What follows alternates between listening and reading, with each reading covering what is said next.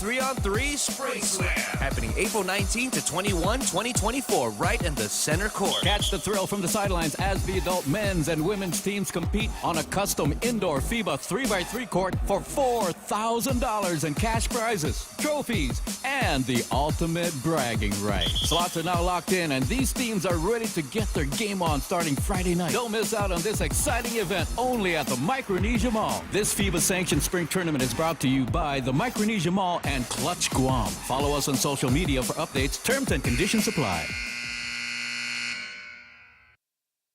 Located in the heart of Hagåtña, Mezcla Fusion Bistro.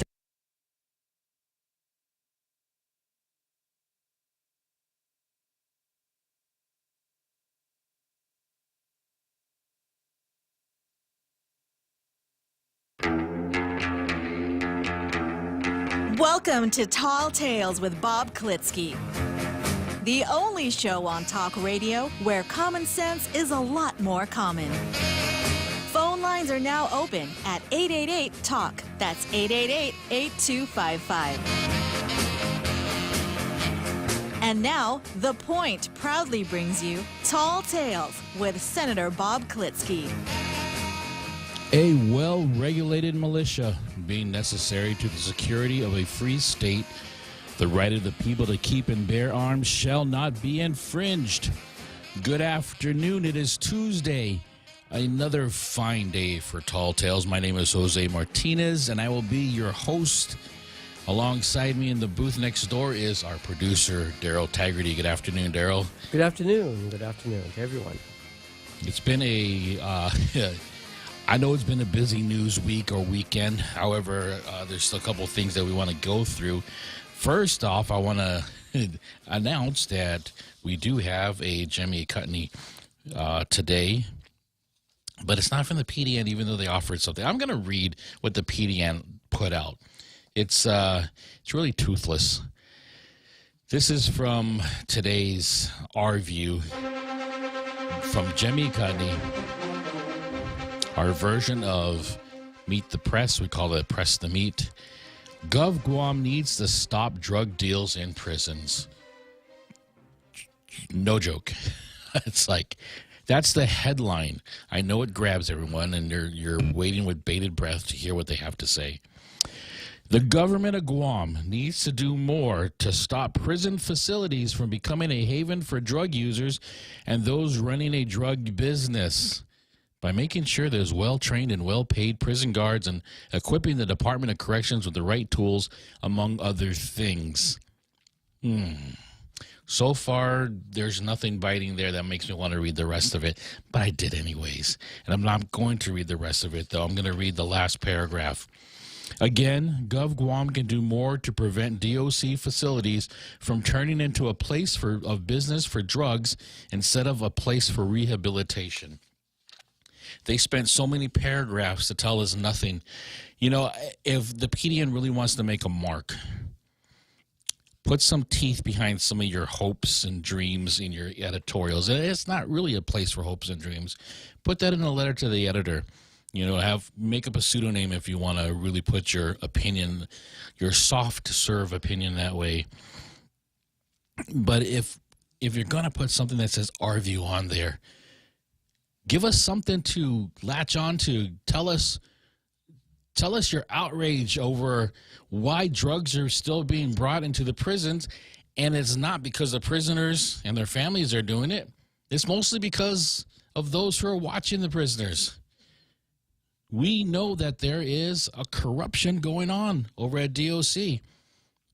Call it out. Don't do some we hope and pray and we look forward to, and it's about time they do something. That's not an editorial. I'm going to move on to an editorial. This is kind of soft too, but this has an ending to it that makes sense. It's kind of red meat stuff. It's about the subject of NPR and the opinion piece that came out from Yuri Berliner, who still is an employee for NPR, a 25-year producer, writer for the business segments of NPR. I'm going to read some of the rest of his article, or I guess it's not really an expose. It's not something we didn't know, but I think it's his struggles, even though he claims to be the stereotypical NPR listener by qualifying some of his liberal factors. He drives an electric vehicle. He plays Wordle. I play Wordle. Well, not too often, not every day, but I don't think I fall into this category. He's a tote bag carrying coastal elite. He was educated at Sarah Lawrence. He was raised by a lesbian peace activist mother. Those are his words. That's what qualifies him to write what he wrote. And some people are like, oh, my gosh, I can't believe that's going on at NPR, myself included. But I think more so I appreciated his quote-unquote expose because it highlighted the slant and how it is institutional. It's systemic. But I think most egregious or worst of all, it's government funded. So Jonathan Turley has written a couple of articles and commentaries on the situation at NPR, according to Mr. Yuri Berliner. And this one he put in The Hill, and it was really good. And I think he narrows it down to something that hopefully we all can agree on. Should NPR rely on listeners rather than taxpayers like you? It has been a rough week. Okay, I want, before I start this, qualify. And when we talk about taxpayers, I know Guam, we don't pay the national tax that everybody else pays in the United States. And so some people are like, well, this doesn't affect me. Well, it does affect you because a lot of taxes paid, all money is connected. And anything that happens in the States, we feel the same thing over here, whether it's taxes paid by farmers in the Midwest to the raising of taxes in individual states, because sometimes our goods get raised also because of that. It's almost like a domino effect. Or what did you say, Daryl? Not direct effect. It's not a direct effect. Not at all. Actually, even the funding for NPR is not directly coming from the government. Let me finish this article. The stations get the funding, but and then they use the money that they get from the government to buy. Let me finish this article, this op-ed, and I'll go over some of that stuff another day. But the overall theme of this is that National Public Radio is not a private company; it is a government-funded network. Whether it receives a penny or 1,000,000, 100,000, 2 trillion pennies, it's still funded by the government. It has been a rough week for the National Public Radio after a respected editor, Yuri Berliner, wrote a scathing account of the political bias at the media outlet. Although NPR responded by denying the allegations, the controversy has rekindled the debate over the danger of the government selectively funding media outlets.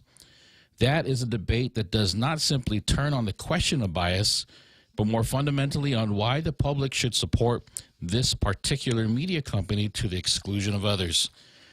The Biden administration and Congress continue to struggle with a massive budget deficit and growing national debt, which stands at $34 trillion in debt and is approximately 99% of gross domestic product.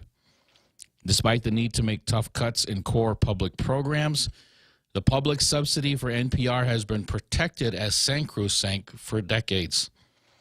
NPR insists that only roughly 1% of its budget comes from the government, but that is misleading due to a federal law that distributes funds through local stations and the Corporation for Public Broadcasting. Hundreds of millions of dollars have been set aside for CPB in fiscal year 2026, a sizable increase from 2025. In the meantime, NPR's audience has been declining. Indeed, that trend has been most pronounced since 2017, the period when Berliner said the company began to openly pursue a political narrative and agenda to counter Donald Trump. The company has reported falling advertising revenues and, like many outlets, has made deep staff cuts to deal with budget shortfalls. For the record, despite the growing political bias shown by NPR news programs, I still view it to be unmatched in its quality and some of its programming.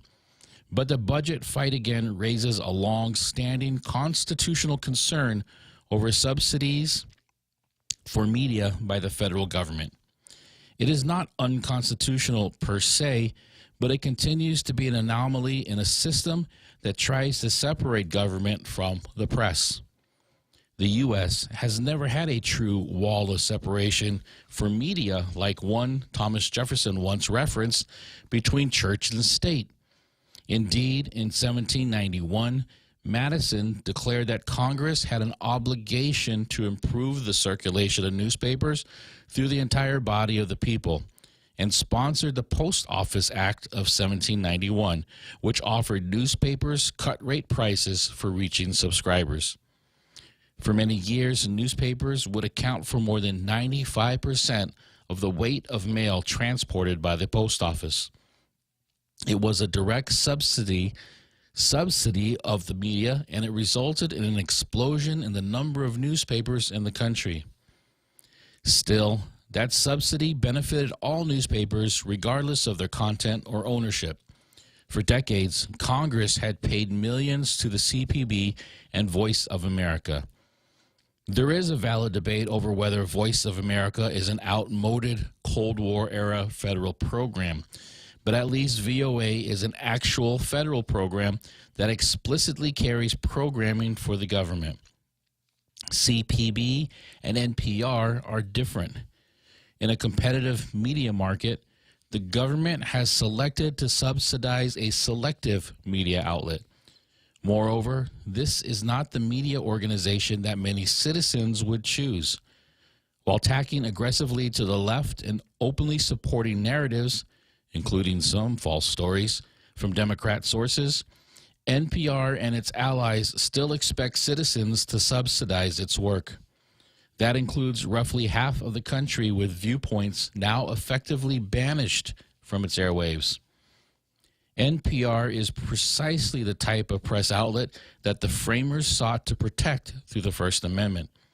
It is also the very sort of thing that should not be funded as part of a de facto state media. While local PBS stations are supported by listeners like you, NPR itself continues to maintain that federal funding is essential to its work.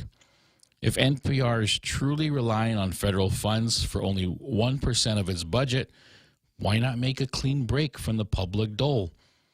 NPR would then have to compete with every other radio and media outlet on equal terms, and it would likely do well in such a competition given its loyal base and excellent programming.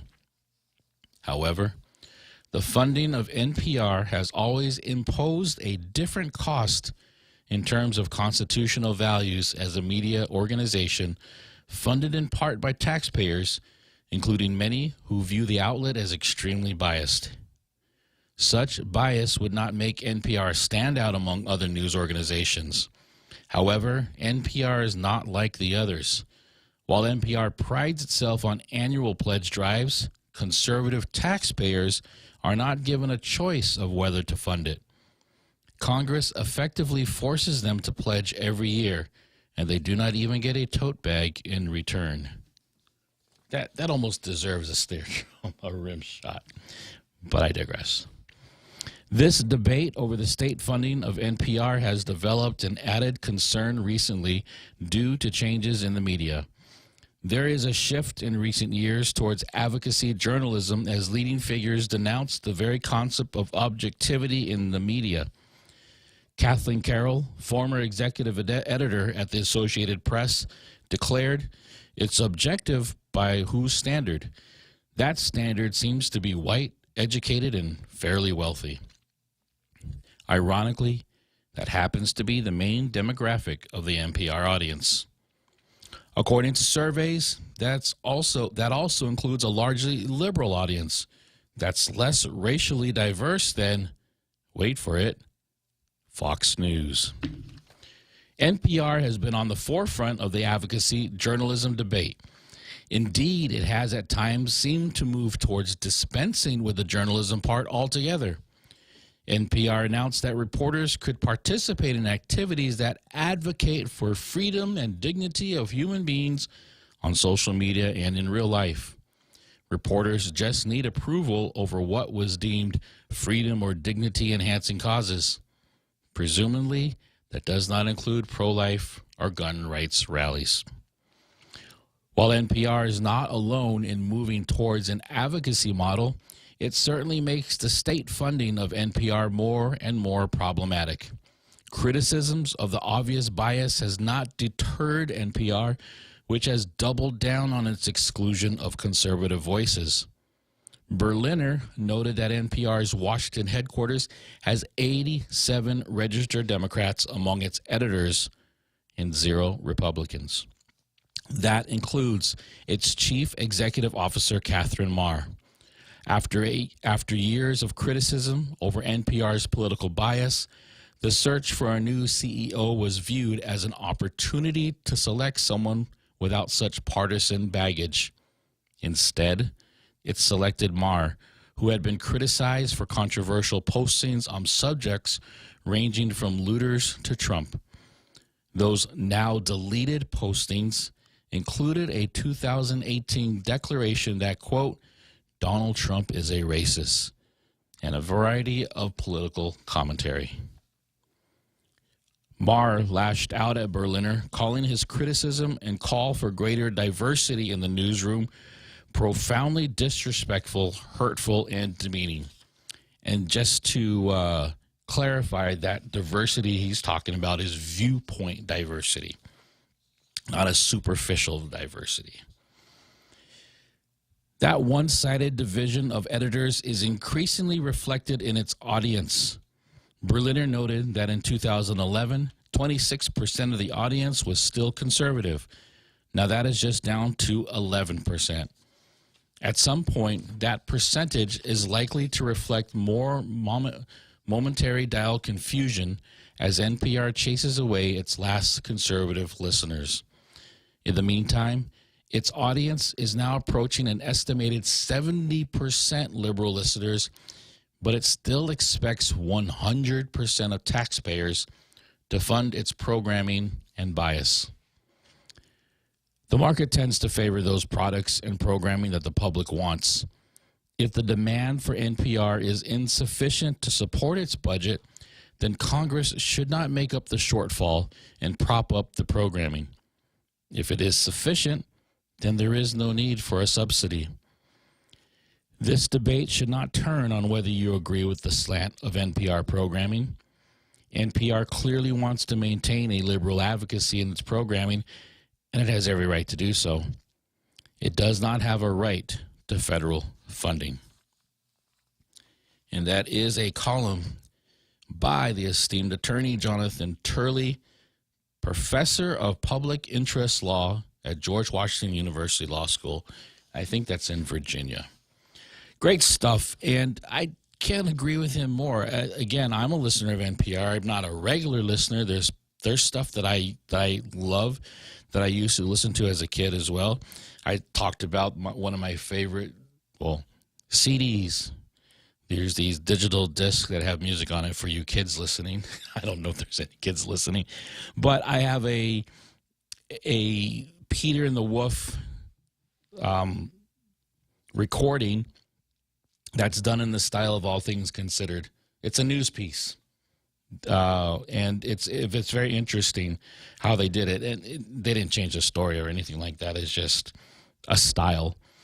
But I really appreciate it, and I still have it. I still own it. I didn't look for it. I'm going to look for it in the next couple of days. So it's probably on Apple. It's probably on Spotify or Apple Music or something like that. But yeah, the piece that I read from Yuri Berliner that was on the Free Press talked about the bias, but the second part I never got to yet, and then I wanted to talk about how he tried to get the attention of the higher ups and the CEO of NPR to say, hey, look, we have an audience problem.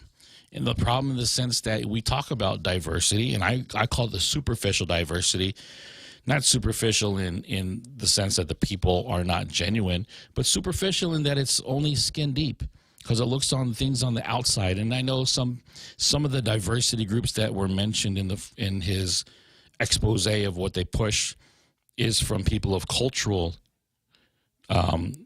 interest and of life experience interest, but for the most part, they do look at your color palette first before they look at your mind, your viewpoint diversity, your viewpoint that might be or might not be in line with themselves. We have right now online the most dangerous man on the internet, our Carl, who wants to speak on this NPR article. What say you, our Carl? Hey, Jose. Good afternoon. Good afternoon. Yeah, I've been really fascinated with the evolution of the left. People left of center. And I saw a short video one time, PragerU video, where Dennis Prager talked about the fact that liberals are not the same as leftists. They're two different political views. Historically, they've been different, yes. Yeah. And there are a lot of people who are liberals, classical liberals, who are horrified by what they see going on in their party. But, of course, they can't, become Republicans. That would be the ultimate sin. But they're really quite horrified at what they see with men and women becoming interchangeable and supporting the destruction of Israel and the killing of every Jew, and on and on. It just keeps going on. There are a few very open liberals, classical liberals. One of them is who are willing to stand up and say to oppose some of the stuff going on in their party. One of them is RFK Jr. Mm-hmm. He's left of center, definitely. I don't know if I could ever vote for him, but I have to.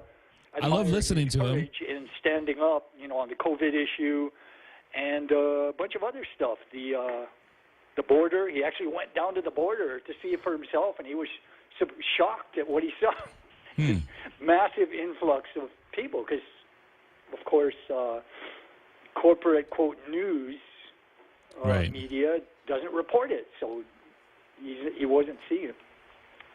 So RFK Jr., there's a talk show host named Jimmy Dore, who is a classical liberal, and he is highly, highly critical of his party, and also of Republicans too. I mean, he equally bashes both of them, but he is pretty honest, I think. Right. And I and you and other conservatives could have a rational conversation with Jimmy Dore, with RFK Jr., with Bill Maher. We might disagree. Bill Maher has a YouTube talk show where he actually brings on conservatives, and he invited on Candace Owens, to his credit, and went at it with her. But you can have a rational conversation with a classical liberal. It's very difficult for someone on the left, because leftists... They don't like dialogue. That's the thing. That's the problem. Leftists... Yeah, their mindset is very utopian, and it's hard for them to talk to us, because to them, as David Horowitz pointed out, who was a Marxist for the first several decades of his life, he was born to two card-carrying communist parents. He was as far left as he can go. He was the editor of the most important leftist publication in America at one time, Ramparts. So he was far, far, far, far, far left. Yeah. And his eyes started to open up. And he saw things that he was questioning, and one thing led to another, and he eventually left. But you can have a rational conversation with a liberal, very hard to have it with a leftist, because they fundamentally want to destroy capitalist America and bring about a utopia, a Marxist socialist utopia where everything is equal outcomes, and there are no billionaires and millionaires, and everybody's totally equal. Men and women are interchangeable, and all this other stuff. Which are So still, different visions. yeah, but which are still visions that people can discuss, whether you agree with them or not. I think what really marks a leftist as being incorrigible is that they will not listen to another viewpoint. They will rather shut it down, shout it down, or cancel you. It's amazing how dialogue is not even a part of their vocabulary. You see it all on campuses. You see it anywhere that you want to talk with them. They would rather drown you out. We see it every so often on the Hope Show, where the big crowd of leftists, instead of even understanding what was going on, just started drowning out, right, one individual, just so they don't have to hear him or know what he was talking about. All they have to know is that he opposes their viewpoint. And I think that's the danger of leftism these days, and the extreme part of it, because it's not just a matter of them plugging their ears with their fingers. They do some very incredible damage that's usually projected by the opinionators who like to say what other people will do, right? Even though they're just using speech, but they tend to, the violence tends to become real when it comes to a leftist enacting out there. And I think part of that is that they, as David Horowitz has pointed out, that they don't see us. We're not just wrong; we're evil. Right. And they're the good people. Therefore, they're progressive. They're progressing toward a utopian vision. And anyway, I've got to go because I've got something happening at my end. But it's good talking to you, Jose. Thanks for calling in, and we'll hear from you again. The most dangerous man on the radio, R. Carl. Have a great afternoon. Bye. You're listening to Tall Tales here on KUSG The Point. We're going to go to a real quick break. When we come back, the rest of the card, including a small systemic racism piece. Don't go away.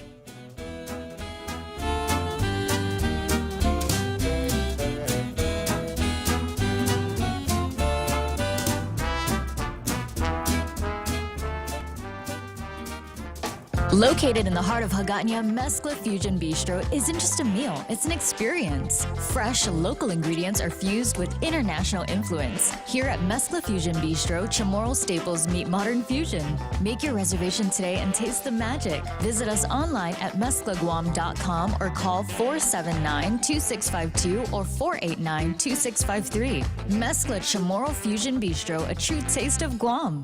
Okay, what's instant issue? You open an account, you receive your new debit card right then as an instant issue. And if I have to replace my card for whatever reason? Yep, you order, it's ready. No waiting for the mail. And you can track your usage on your online banking in real time. Wait, I can see my purchase or ATM activity when they happen? Yep, instantly. I like it. Where do I sign up? Bank Pacific. You know, where those quick branches replace routes instantly. Member FDIC. We now return to Tall Tales with Bob Klitzkie, soaring over the confusion with his superpowers of truth.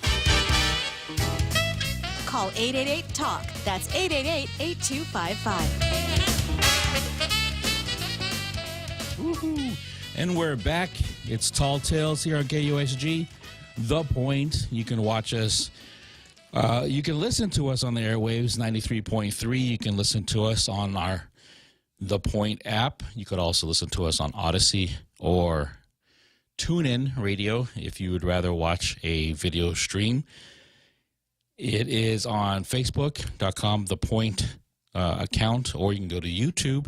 When you go to YouTube, search for Bob Klitzkie, the host of Tall Tales, and his YouTube account is streaming this video feed, as well as archives of previous feeds. So, I fell out of breath. I was moving all around the studio looking for something, and I raced back to the chair. But let's go to the card. So today on Tall Tales, we're going to go over systemic racism. I have a small piece on that. And then we're going to get to, I'm not sure how I want to call this on the card. I'll try to get to it later on. Let's go with NPR versus viewpoint diversity. I want to finish up that article. We do have a final piece on the U.S. Circuit Judge of D.C., Reggie Walton, I want to say versus the First Amendment. A really, really cool piece from the New York Times. It could be transformative. Tall Tales versus the pro-life movement. I have a article on solar panels, green energy versus reality. And then the other pieces I want to get to. Oh, yeah. This is, I guess we'll say the Commission on Decolonization, or how about the President of Palau versus the Commission on Decolonization. And this is an article that came out from the Pacific Island Times just recently. It is very interesting. And I'm not sure if it's, well, when I read it, I'll get to it. But right now, systemic racism. We all know systemic racism is that phenomenon that we point out here on Tall Tales, where there is facts or the truth versus the narrative. For instance, Paul Zerzan wanted to let everybody know that he recognized and realized that his red rice was actually colored orange. When he announced it to the world via letter to the editor, he was ostracized, he was insulted, and then he was banned, seemingly from writing another letter to the editor, simply for bucking the narrative and calling rice for what color it really was, orange and not red. Here we have a piece of systemic racism in an article that came out, or a commentary that came out from the Epoch Times. But first, I want to just point those who are watching the live stream to look at this photo here of our esteemed host, Bob Klitzkie. He is shaking hands with Jeff Pleadwell of Jeff's Pirates Cove. Jeff's Pirates Cove brings us systemic racism every day. It is a place where you can eat, drink, be merry, because there's a restaurant, a bar. It's a favorite destination for locals and tourists here on the island of Guam. An open-air dining room. It is located in Ipan, Talafofo, and brings us systemic racism. So getting back to this article here, or commentary, how the charge of Islamophobia silences critics of political Islamism. It's kind of it's a word, but it's kind of a weird word because of all the S's in it, I think. But this might connect to some people who are kind of wondering, you know, if you're watching some of the news, it's kind of weird how sometimes the enemy has become the victim, and the victims are now those who are defending for themselves. And we did have a long discussion with Frenchie yesterday about perspectives and behind the scenes and what's really going on, who's pulling the strings, who are the puppeteers and who are the puppets in this conflict, not just in the Middle East, but it's affecting countries worldwide. But on a ground, grassroots levels, we're seeing this, not a phenomenon, but this anti-Semitism that's going out throughout the universities and in places that, oddly, if there was ever attacks on a place, you would see advocacy for those groups of people usually. And this one talks about Islamophobia. It's been just over 6 months since the October 7th attacks on Israeli soil, and the debate around Islamism has returned to Western political discourse, along with the accusation of Islamophobia repeatedly and callously hurled. For instance, in the wake of the attacks on Jews, schools across Canada have been urged to address and remedy not anti-Semitism, but Islamophobia. Similarly, at the beginning of Ramadan this year, Amira Egwabi, Canada's special representative on combating Islamophobia, stated, "Muslims in Canada are particularly impacted by the war in Gaza, which has caused continuous anguish and sorrow within our diverse communities. The blanket charge of Islamophobia, instead of being used to repudiate bigotry against Muslims, has seemingly become a blunt instrument in silencing discourse on the dangers that political Islam poses to free speech and the values held by free societies. Critically, in some cases, this danger can even result in the tragic loss of life. On the morning of November 2nd, 2004, Dutch filmmaker Theo van Gogh was cycling to his production studio in Amsterdam when Mohamed Bouyeri approached Van Gogh and shot him several times. Van Gogh fell off his bike and collapsed down the road. His last words were a desperate plea to the killer, "Can't we talk about this?" Bouyeri then shot Van Gogh 4 more times, took one of his butcher knives to the victim's throat, and stabbed the other knife into his chest, bearing a 5-page letter.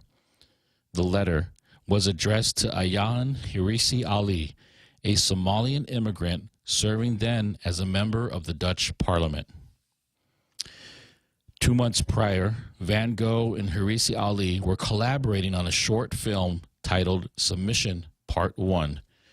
The 11-minute short features a nameless woman in dialogue with Allah. She represents women who had been abused in the name of the Islamic faith, including Hirsi Ali herself. 2 years prior, a prominent Dutch politician, Pim Fortuyn, was gunned down in a car park after giving an interview on talk radio. It was the first political assassination on Dutch soil in 400 years. Of note, Fortuyn was openly gay, a supporter of gay rights, and highly vocal in his criticisms of Islamism. He said he saw in political Islamism a system of oppression against those who share his sexual orientation. Sadly, the murderer claimed that there was no other way he could stop that danger than to kill him, and he saw Fortuyn in an increasing danger to, in particular, vulnerable sections of society. In a functioning free society, one can disagree with people like Van Gogh, Hirsi Ali, or Fortuyn without taking up arms and aiming for their lives, but not for a political Islamist or a sympathizer of Islamism like Fortuyn's killer, where force is clearly considered an option. Hence the naivety of the Islamophobia charge. For all intents and purposes, it represents a refusal to reckon with the dangers of political Islamism in the name of anti-racism. It is time we ask, can't we talk about this? As long as we refuse to learn from the tragic deaths of Van Gogh and Fortuyn, in addition to the tireless warnings of Hirsi Ali, public discourse will be in even graver danger than it already is. And that is an indication of systemic racism, where the truth talks against the narrative. This commentator, his name is Xuan Yuan, or Yuen, and is a research associated with Aristotle Foundation for Public Policy. He is a Canadian expat and a graduate student in American Studies, and I can't read this university because it's located in Budapest, and those words are weird to me. There's too many circles and dots above the words. Yeah, Budapest, Hungary. Interesting, and some might think, well, those murders happened a long time ago. Well, there's a real fear, and it's kind of dictating an unannounced policy in a lot of places in the world, including Europe, France, Britain, Canada, of all places. You can't mention certain things or criticisms of Islam without now seemingly being arrested for it and charged with hate speech. Not for the context of what you speak, just merely mentioning some of these titles. And we know, and I talked a little bit about the politicization of the political law enforcement of some of these Islamic societies. Some of us know it as Sharia law or a version of it, and it is oppressive. It's very oppressive because it is based on religion. It is based on imposing, and it's not to say people can't practice their religion, but it's a government that forces that on there. And there are people who fight as soldiers to protect that religion, or so to speak. They seem to want to protect it by eliminating those who do not follow that faith. Next thing on here on the card is NPR versus viewpoint diversity. And I want to finish this article from Yuri Berliner because I think it's important to recognize his efforts. And he's not just exposing NPR, so to speak, because he wants to gripe about it. I think he really wants to affect change. And I appreciate his honesty. I don't think he's trying to come out here to be a hero. I don't think we've heard anything outside of NPR on Yuri Berliner trying to make a name for himself. I want to say part one of the article is where he finished by saying, I believe the most damaging development at NPR is the absence of viewpoint diversity. And I'll get to this second part after we take a real quick break. You're listening to Tall Tales here on KUSG The Point. We'll get back to the conclusion of Yuri Berliner's accounting of his experiences at NPR in the past 10 years. Don't go away.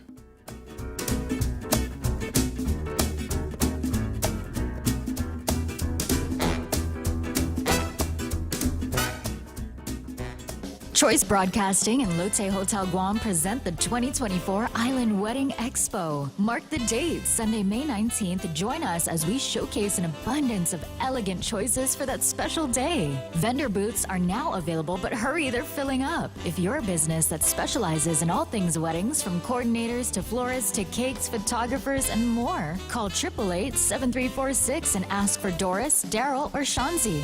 For more information about the 2024 Island Wedding Expo, call 888-RDIO. Alpha Day, Mark Beneventi from Security Title here with a little information about deeds. In the world of real estate, a deed is the most common way to transfer property and ownership. Whether you're transferring a house in Chico, a hotel in Tumon, or a ranch in Talipopo, the deed will describe the property boundaries, any restrictions, and the exact name of the new owner. Whether you're selling, buying, or even inheriting property, the deed transferring title is essential. When it comes to real estate, knowledge is key. Call the professionals at Security Title.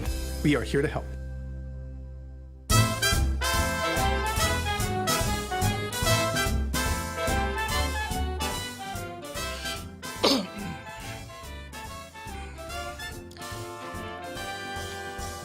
Longtime employee of NPR, Yuri Berliner, wrote an article in Free Press in Accounting. Some labeled it as an expose. He still works for there. He wasn't trying to out NPR as some sort of evil institution, but he's very concerned about its bias in reporting, specifically because NPR identifies itself as a journalist network or a journalistic type entity. And he talks about the diversity of viewpoint, or at least its audience, prior to 2023, or the introduction also of CEO Ms. Lansing, I forget his first name here, when he seemingly set a foundation at NPR to be extremely leaning to one side. He continued, there is an unspoken consensus about the stories we should pursue and how they should be framed. It's frictionless, one story after another about instances of supposed racism, transphobia, signs of the climate apocalypse, Israel doing something bad, and the dire threat of Republican policies. It's almost like an assembly line. The mindset prevails in choices about language. In a document called NPR Transgender Coverage Guidance, disseminated by news management, we were asked to avoid the term biological sex. The editorial guidance was prepared with the help of a former staffer of the National Center for Transgender Equality. The mindset animates bizarre stories. on how the Beatles and bird names are racially problematic, and others that are alarmingly divisive, justifying looting with claims that fears about crime are racist, and suggesting that Asian Americans who oppose affirmative action have been manipulated by white conservatives. More recently, we have approached the Israeli-Hamas war we have approached the Israel-Hamas war and its spillover into streets and campuses through the intersectional lens that has jumped from the faculty lounge to newsrooms. Oppressor versus oppressed. That's meant highlighting the suffering of Palestinians at almost every turn while downplaying the atrocities of October 7th, overlooking how Hamas intentionally puts Palestinian civilians in peril and giving little weight to the explosion of anti-Semitic hate around the world. For nearly all my career, working at NPR had been a source of great pride. It's a privilege to work in the newsroom at a crown jewel of American journalism. My colleagues are congenial and hardworking. I can't count the number of times I would meet someone, describe what I do, and they say, "I love NPR." And they wouldn't stop there. They would mention their favorite host or one of those driveway moments where a store was so good you'd stay in your car until it was finished. I've had those moments. What about you, Daryl? Because those are numerous. It still happens, but often now the trajectory of the conversation is different. After the initial "I love NPR," there's a pause, and a person will acknowledge, "I don't listen as much as I used to." Or with some chagrin, "What's happening there? Why is NPR telling me what to think?" In recent years, I've struggled to answer that question. Concerned by the lack of viewpoint diversity, I looked at voter registration for our newsroom. In D.C., where NPR is headquartered and many of us live, I found 87 registered Democrats working in editorial positions and 0 Republicans. None. So on May 3rd, 2021, I presented the findings at an all-hands editorial staff meeting. When I suggested we had a diversity problem with a score of 87 Democrats and 0 Republicans, the response wasn't hostile. It was worse. It was met with profound indifference. I got a few messages from surprised, curious colleagues, but the messages were of the "oh, wow, that's weird" variety, as if the lopsided tally was a random anomaly rather than a critical failure of our diversity North Star. In a follow-up email exchange, a top NPR news executive told me that she had been skewered for bringing up diversity of thought when she arrived at NPR. So she said, "I want to be careful how we discuss this publicly." For years, I have been persistent. When I believe our coverage has gone off the rails, I have written regular emails to top news leaders, sometimes even having one-on-one sessions with them. On March 10th, 2022, I wrote to a top news executive about the numerous times we described the controversial education bill in Florida as the "don't say gay" bill, when it didn't even use the word gay. I pushed to set that record straight and wrote another time to ask why we keep using that word that many Hispanics hate, Latinx. On March 31st, 2022, I was invited to a manager's meeting to present my observations. Throughout these exchanges, no one has ever trashed me. That's not the NPR way. People are polite, but nothing changes. So I've become a visible wrong thinker at a place I love. It's uncomfortable, sometimes heartbreaking. Even so, out of frustration, on November 6, 2022, I wrote to the captain of the ship North Star CEO, John Lansing, about the lack of viewpoint diversity, and I asked if we could have a conversation about it. I got no response, so I followed up 4 days later. He said he would appreciate hearing my perspective and copied his assistant to set up a meeting. On December 15th, the morning of the meeting, Lansing's assistant wrote back to cancel our conversation because he was under the weather. She said he was looking forward to chatting and a new meeting invitation would be sent. but it never came. I won't speculate about why our meeting never happened. Being CEO of NPR is a demanding job with lots of constituents and headaches to deal with. But what's indisputable is that no one in a C-suite or upper management position has chosen to deal with the lack of viewpoint diversity at NPR and how that affects our journalism. Which is a shame, because for all the emphasis on our North Star, NPR's news audience in recent years has become less diverse, not more so. Back in 2011, our audience leaned a bit to the left, but roughly reflected America politically. Now the audience is cramped into a smaller, progressive silo. Despite all the resources we devoted to building up our news audience among blacks and Hispanics, the numbers have barely budged.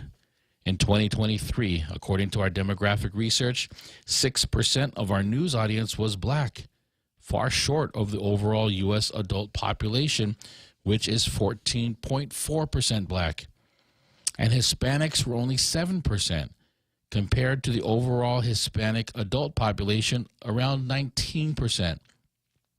Our news audience doesn't even come close to reflecting America.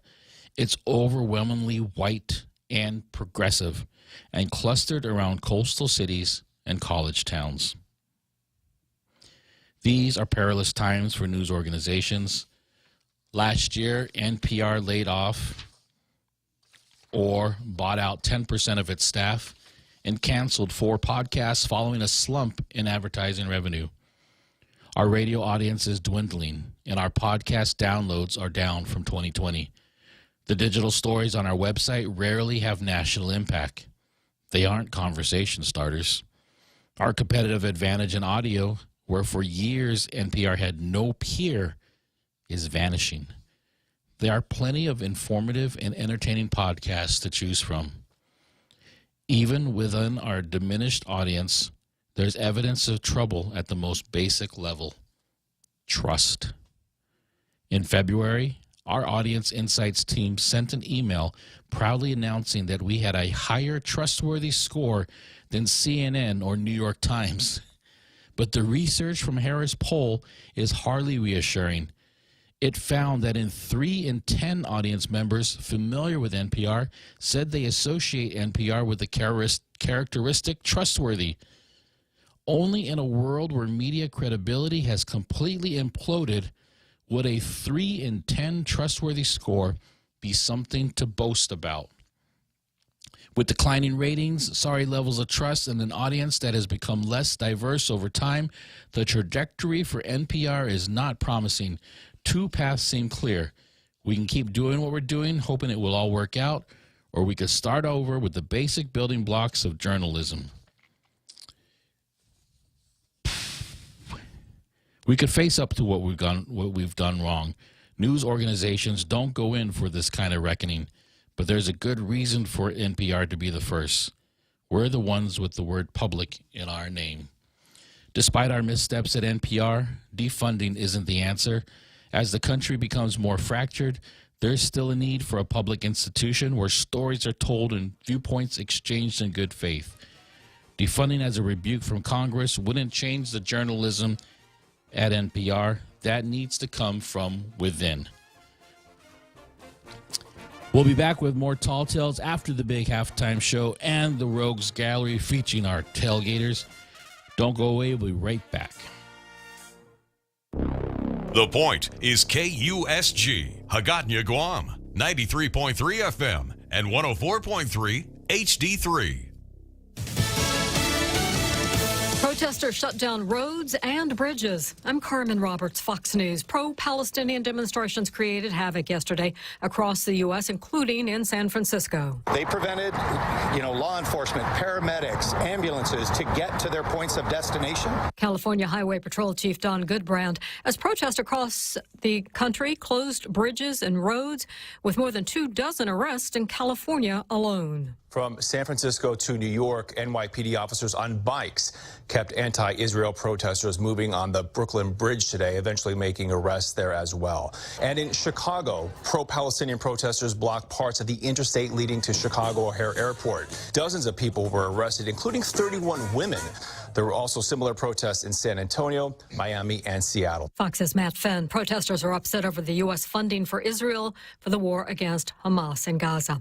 Speaker of the House Mike Johnson wants to split foreign aid into 4 separate bills, making sure that aid for Ukraine is not tied to money for Israel or Taiwan. Every member ultimately will be able to vote their own conscience on all of these matters, and everyone will have an opportunity to weigh in and bring the amendments that they think are suitable. A 4th bill would cover funding for the U.S. military. The House may vote on Friday. Former President Trump will be back in court in New York City today as jury selection continues in his criminal hush money trial. He'll have to be here every single day of the trial. Things started with the jury selection process. Several potential jurors were sent home because of personal feelings about former President Donald Trump, as well as just logistical challenges. One prospective juror just had a wedding during the trial, so he was sent home for that reason. And a judge sentences ex-U.S. Marine Chance Brannon to 9 years in prison for firebombing a Planned Parenthood clinic in Southern California in 2022. America's listening to Fox News. We're going to dance and have some fun. Hello, everybody. It's me, Ray Gibson. I want you to join me Saturday, April 27th at Zone Nightclub in Tumon as we turn back the clock to the raddest decades ever. It's the 80s and 90s choice throwbacks. Let's do it. Get ready to groove to some of the slamming beats with the most incredible lighting and sound system you've ever experienced. This is how we do it. And if that's not enough, how's this sound? We're giving away $1,500 with the ultimate cold hard cash drop that we'll do throughout the evening with other cool prizes. And of course, my buddy DJ Daryl Lizama is going to be throwing down on the ones and twos. What does that mean again, huh? Doors open at 9 on April 27th at Club Zoe with a $20 cover charge at the door. For advance tickets, WhatsApp Daryl Lizama at 671-787-0743. The 80s and 90s throwback brought to you by these cool sponsors. 76 Circle K. The local grindhouse in Barrigada. Budweiser. Vic Gaza for Senator, and by the stations of Choice Broadcasting. The Supreme Court will hear arguments today over the federal obstruction statute that's used to prosecute January 6th rioters. It's a law passed in 2002 in response to the Enron financial meltdown, and according to the DOJ, more than 300 people are facing the same obstruction charge over their alleged actions on January 6.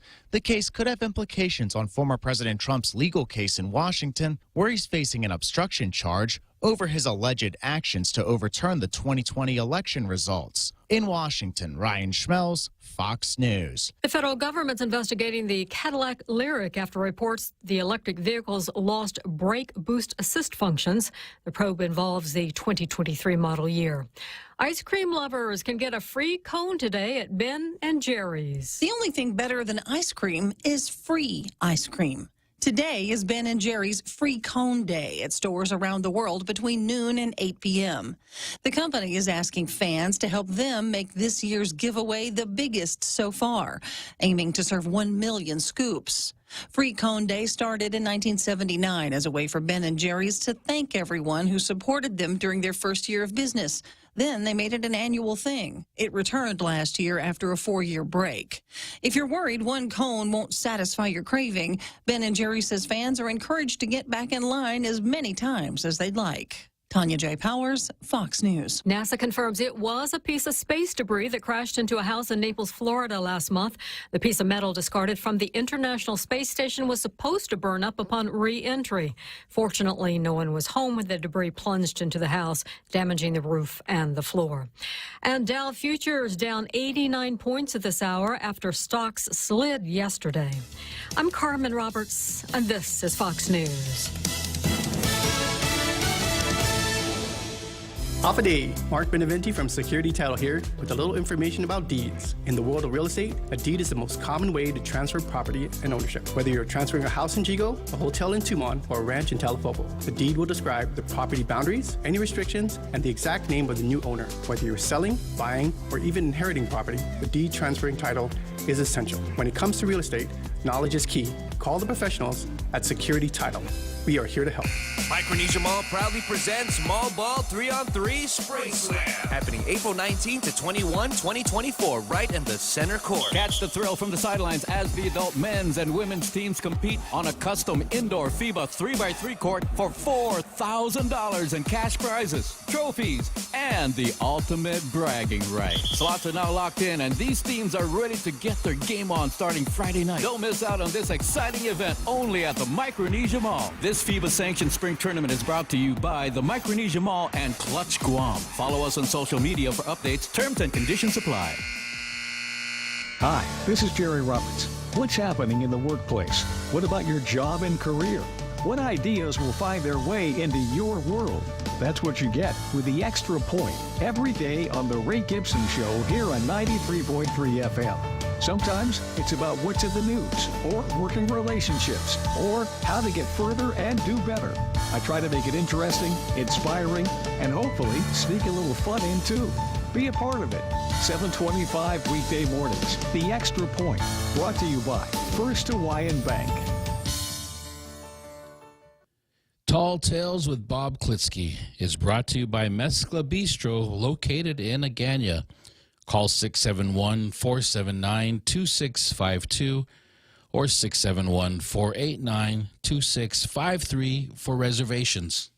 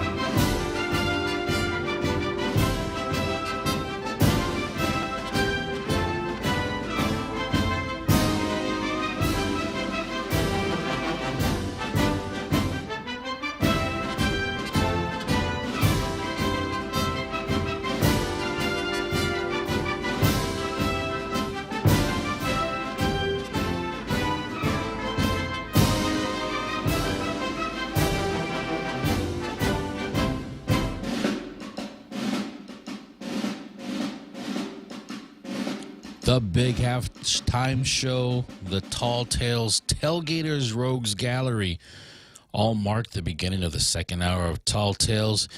You too can be a part of the Tall Tales I'm a Tailgater Rogues Gallery by pointing your browser to thepoint.gu, the official website of this radio station. There you can click on the link of the beard. Actually, you can click on the picture of the beard with the Tailgater t-shirt. There you'll find the link to where you can order your shirt. When it arrives, put it on, take a selfie, and send that selfie to the Points WhatsApp at 671-797-8255. And you too can become a part of the Tall Tales I'm a Tailgater Rogues Gallery. So next on the card, I have something that I labeled the Land Trust Commission or what did I label this as? I don't know where I put it at. I didn't label it. I guess Commission on Decolonization versus the president of Palau. This came out in the Pacific Island Times either today or yesterday. Washington nixes Guam and American Samoa's bid for PIF, or Pacific Islands Forum, membership. The federal government has poured cold water on Guam and American Samoa's hopes of gaining membership seats in the Pacific Islands Forum, stating that U.S. territories are constitutionally restricted from representing themselves in foreign policy-making bodies. Because the United States is not a member of the PIF, and because of the political nature and foreign policy aspects of the PIF, the State Department's position is that it is inappropriate for U.S. territories to participate in the PIF independently in any capacity. According to the State Department, the department issued the policy statement in response to the question periodically posed by the territories, most recently in the context of whether Guam and American Samoa may join the regional bloc. Guam petitioned for PIF membership in 2022, but its bid received a lukewarm response from foreign leaders. America's Samoa followed suit in February, submitting its application for associate membership.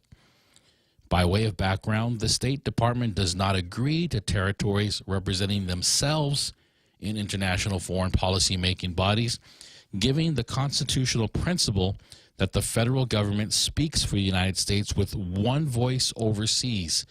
The policy statement reads, Guam, American Samoa, and the Northern Marianas currently hold an observer status granted by the Forum in 2011 upon the State Department's request.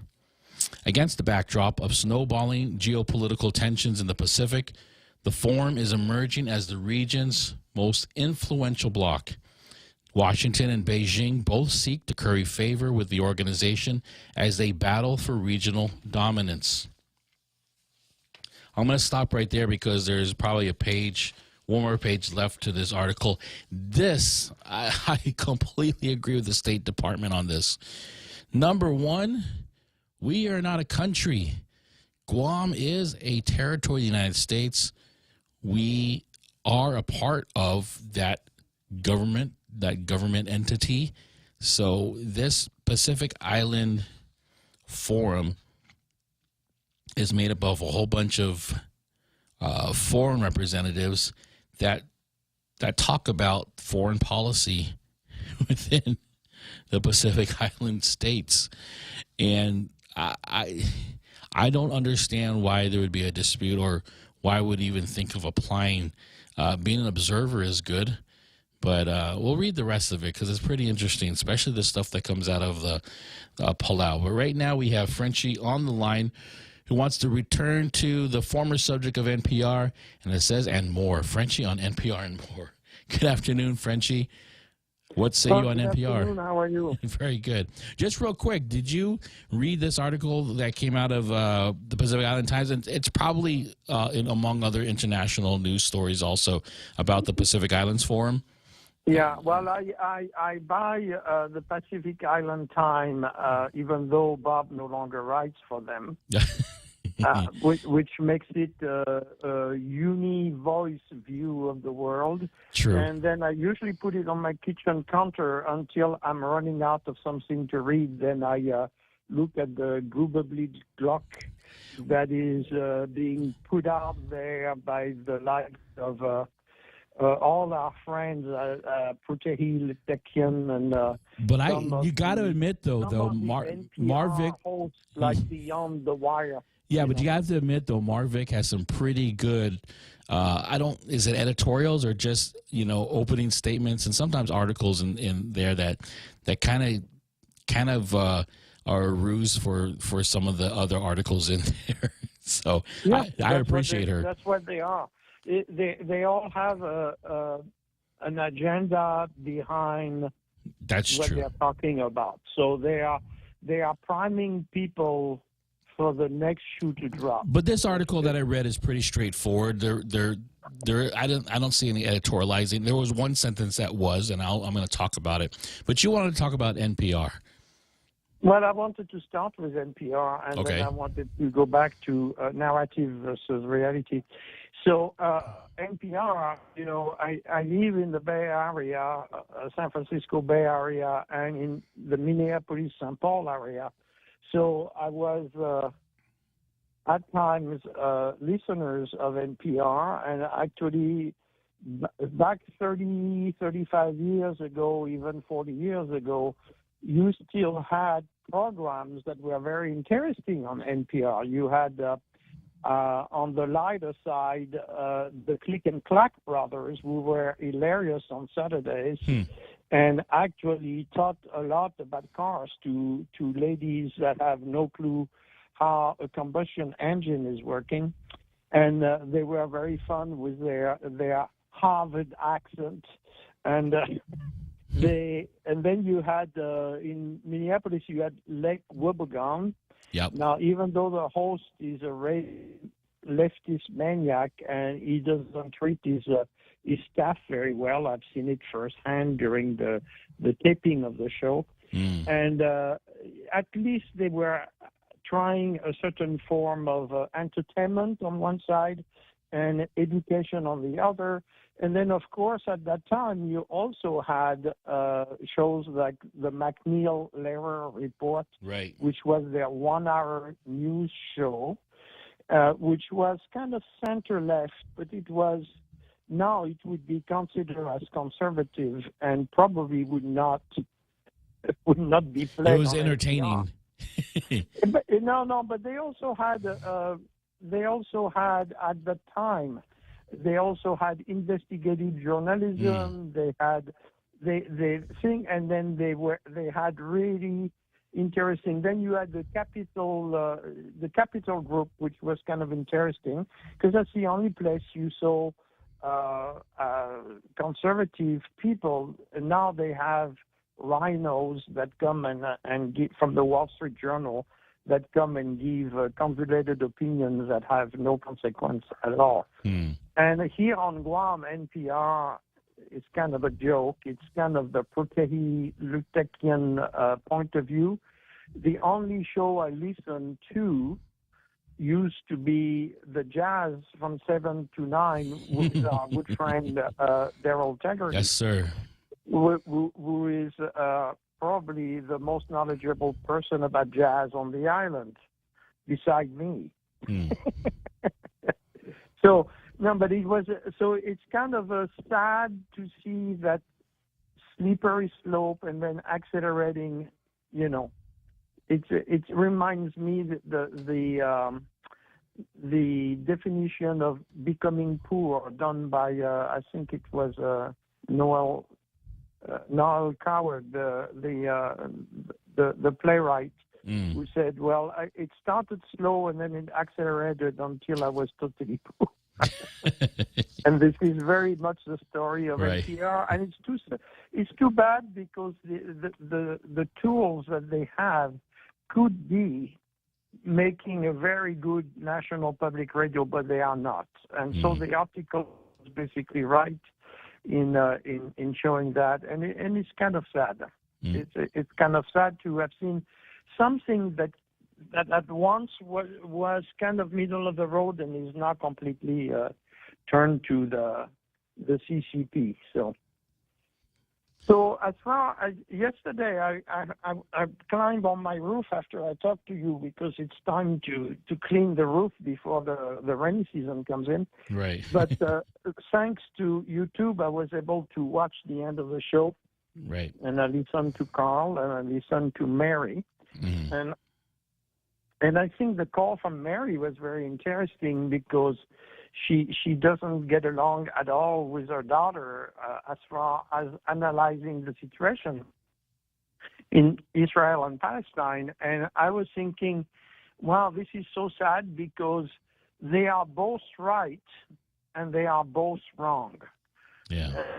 And the one thing I could say to Mary is, obviously you raised your daughter right, because she's using her analytical abilities to come to a conclusion, which might not be the ones you have, but she was raised at a different time, and Mary obviously is the product of 80 years of pro-Israel propaganda, and she mentioned the Holocaust, which was definitely a thing that was used by the Zionist movement to justify the creation of Israel. It was one of the major moral point of argument that the victims of the Holocaust needed and deserve a safe place to be a Jew.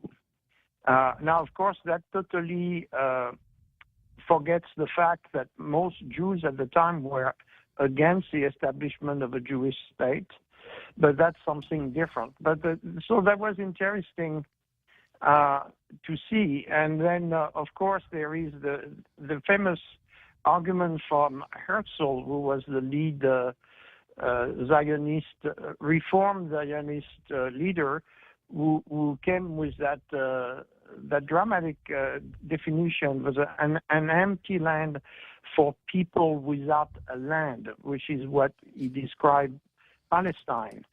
And the place was never empty. There was always people living there, and actually the main reason for the Nakba, which is the killing and expulsion of Palestinians in 1948, was the fact that they were on Israel territory, or at least the territory Israel wanted to become a state. So, and most of those people end up being refugees in Gaza. So, as we mentioned many times, those things are very complex, very emotional, and it is very difficult to have a neutral sense, and it's very easy to get caught in the emotions of either one side or the other. So like Mary, she's very sensitive to the emotion of the survivors of the Holocaust, which is admirable. And then at the same time, her daughter is very sensitive to the killing of women and children by the Israeli armed forces, which is also admirable because they are both. But it doesn't bring anything to the solution will, right? And then Carl talked about Palestinian Israelis, and which makes about 20%. Actually, I think it's 21% something of the Israeli population. Say, well, they have the same rights. Yes, but that was not always the case. They have the same rights since the late 80s. They have representation in the Knesset, but actually, since October 7, most of them have resigned in protest of the final solution that some of the extremists in the coalition government have been pushing. So it's also, they are very complex. Like, for example, Palestinian Christians that live in Nazareth are considered as Israelis, yet they cannot even walk to Jerusalem. So it shows you there is definitely a lot of issues that are not very clear, and you cannot accuse Christian Palestinians to being Islamist. So this is all very complicated. But the one thing I wanted to talk about was what happened over the weekend with the launching of the missile and drone attacks by the Iranians. And yesterday evening, after I relaxed, I called several friends in Europe and especially one in Switzerland, who is a very good analyst of military situation. And so what I got out from those conversations was that something that I mentioned yesterday, which was that the Iranians had warned the Americans that they're going to have a retaliatory strike because they could not let that bombing of the consulate in in a third country, so which is a double violation of international law, violating the airspace of a free country, Syria, and then bombing a consulate. They could not let it go, but yet they didn't retaliate right away. They were 12 days in order to do so. And some people analyze the fact that they did a half raid by not really trying to do a lot of damage and using a lot of drones who fly very slowly. The narrative coming from Tel Aviv is, we have destroyed 99% of the missiles and drones that were launched.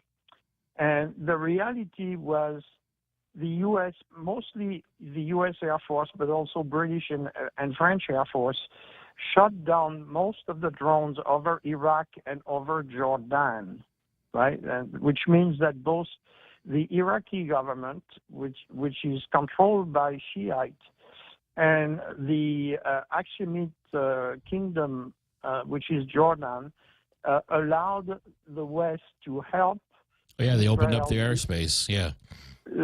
in their airspace to shoot down the missiles and to shoot down the drones while they were within their airspace, which basically destroyed 2/3 of the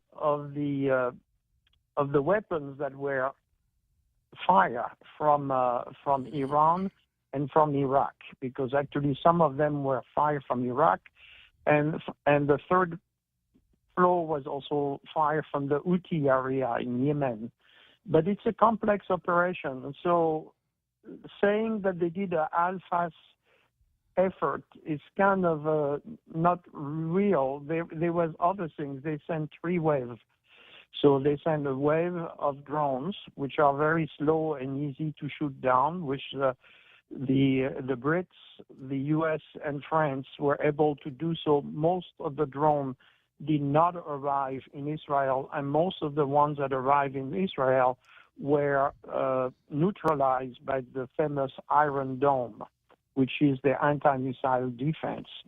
The second wave was more difficult, but they were ballistic missiles, and those were more difficult to stop. Most of them were stopped. But the third wave, because usually an attack like that is done in order to obtain a saturation of the air defense. This is what we see in Ukraine, in Russia, in Crimea, the last year and a half. So the saturation didn't really happen too much because Western countries help Israel defend itself. So it kind of breaks down the narrative that Israel shut down 99%. And then there was that famous picture that shows two high-speed missiles flying over the Knesset before hitting the airbase that were from where the planes that launched the attack against Frenchie, just before you continue, and I got to clarify something. Okay, we'll wrap it up really quick because I have a couple of questions to pose to you based on what you're saying today. Go ahead. So the thing is, it looks like actually the Iranian strike sent the message to send. We can strike at you, and the West won't always be there to defend you. So please take us seriously. And the message was received that way by the Israelis, especially the public that is becoming more and more dissatisfied with the coalition government. And they are realizing that the Iranian didn't target civilians. They targeted air bases. Okay. And they targeted on the Golan Heights a listening station from Israeli intelligence. Yeah. Okay, Frenchie. I understand the conclusion you're getting to, and it's very loud and clear. And this is what makes it. I don't want to say contentious, but when I'm hearing this from you, I get this feeling that that I don't get an honest assessment about the existence of Israel or what you really think about Israel's existence. Number two, I'm not really sure if this is right or not, but it really sounds like a tone of you're kind of advocating or apologizing for the extremists, the Islamist extremism that comes out of Iran and some of the other countries around that area, including Syria. Am I getting an incorrect tone, or is this something that you're saying? Because it sounds a lot like it. You start from a biased opinion that whoa. Just answer the question. What is the existence of Israel to you? You have to put the question in the context. No, I don't want. Yesterday, for example, you mentioned that Iran was not following human rights and so on and so forth. Which Do they? Is true. But if you look at the U.S., our government, most of our allies are not beacons of democracy. Oh, absolutely. I don't think they are either, in the sense that everyone has dirty fingers, everyone has dirty hands. But I'm trying to get the tone of what you're trying to say here. Do you believe that Israel has a right to exist, and would it be better if they weren't there in the region? No, Israel has a right to exist. I told you I have friends in Israel. I like the concept of Israel, but the problem is that they have right now a supremacist government whose only solution is the eradication of another people. And I don't see evidence of that, though, Frenchie. Pour gasoline on the fire. I don't see evidence of that. Saying, for example, like we did in Ukraine, that the Russians invaded Ukraine without provocation is ignoring the fact that the Ukrainians bombed Russian-speaking people in Ukraine for almost 10 years before Russia was finally reacting to the threat of an ethnic cleansing in the Donbass. Same thing here in Israel when we say Hamas launched an unprovoked attack against innocent Israelis. We are not helping the debate because this is not correct. Since 2014, Israel has killed over 6,000 people in Gaza. Indiscriminately, just gone in there? Do they just go in there the way that October 7th happened and just indiscriminately are getting rid of people? Because even the statistics of the census of Palestinian people do not even hint at a genocide. You know, just looking at, you don't even have to look at biased media to see. I never use the word genocide. I know you don't use it, but everybody else that is kind of using the same rhetoric does it. The word, I mean, it's very specific because this is what's happening. It's an ethnic cleansing. I don't see evidence of that either. That's just a nice way of saying I'm not going to say genocide.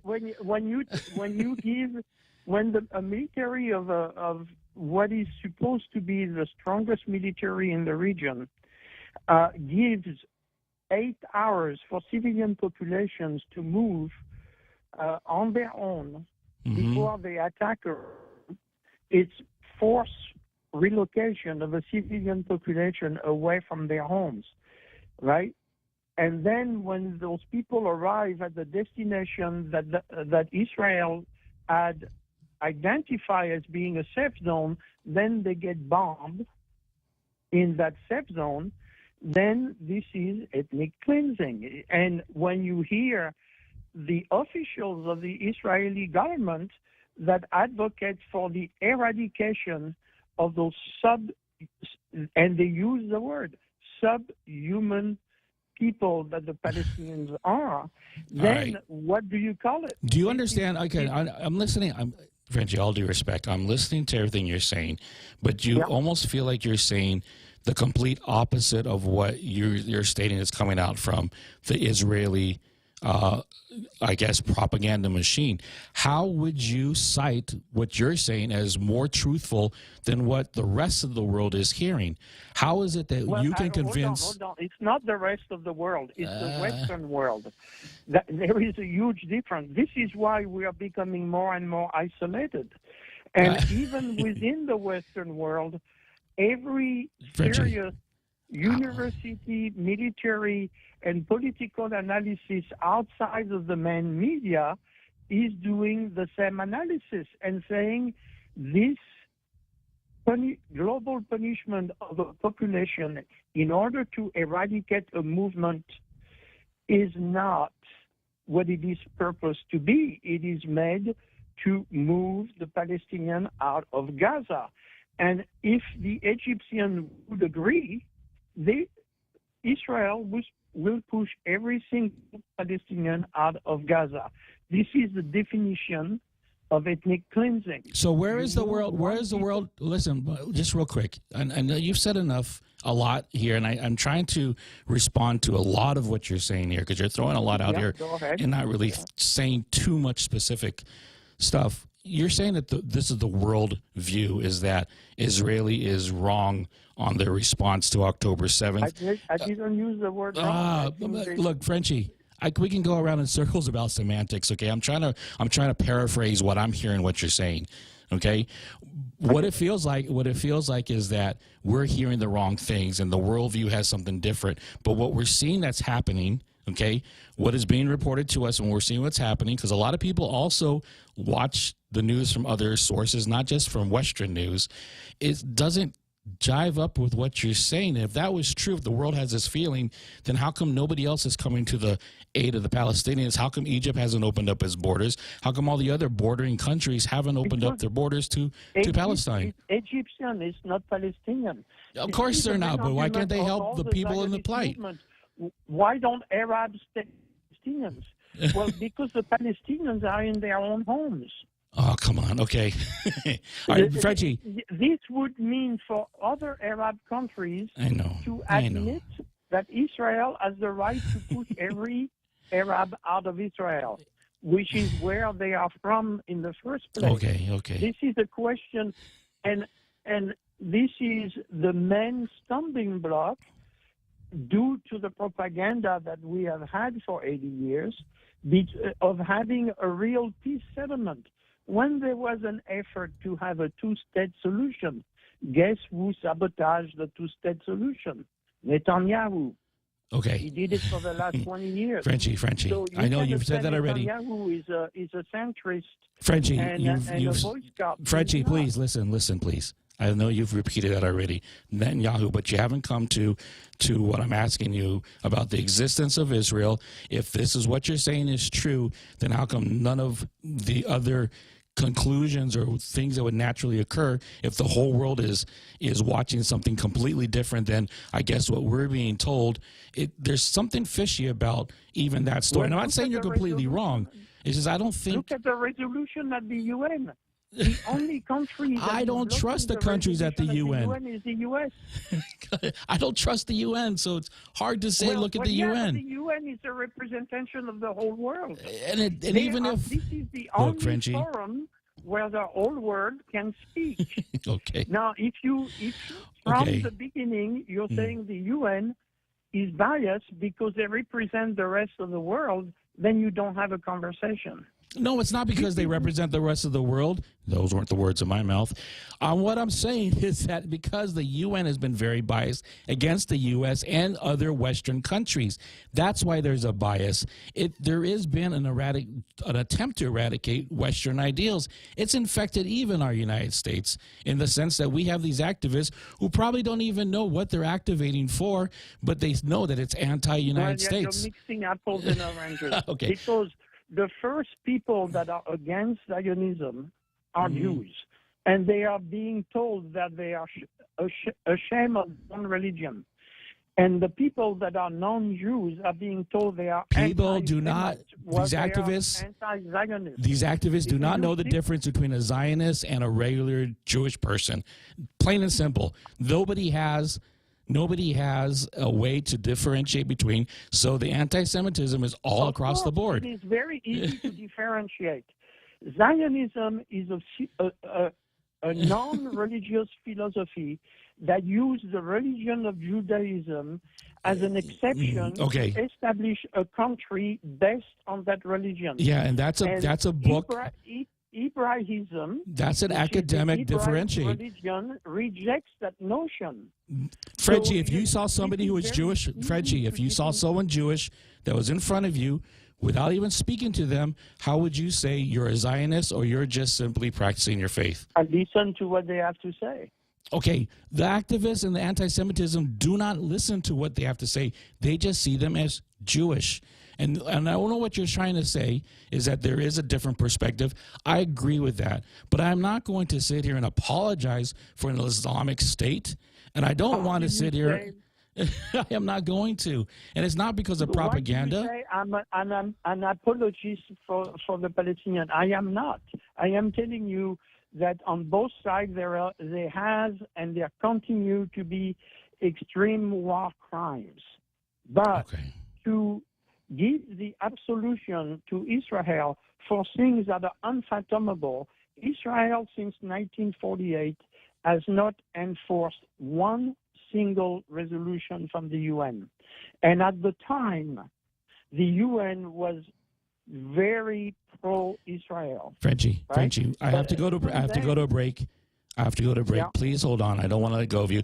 I'm going to go to a break, and then I'm going to go to our Carla is on the line. I'm going to go to him really quick, and then please stay on the line, okay? And don't go away. Yeah. You're listening to Tall Tales here on KUSG 93.3 FM. We're going to go to the seventh inning stretch. We'll be right back right after this. Don't go away.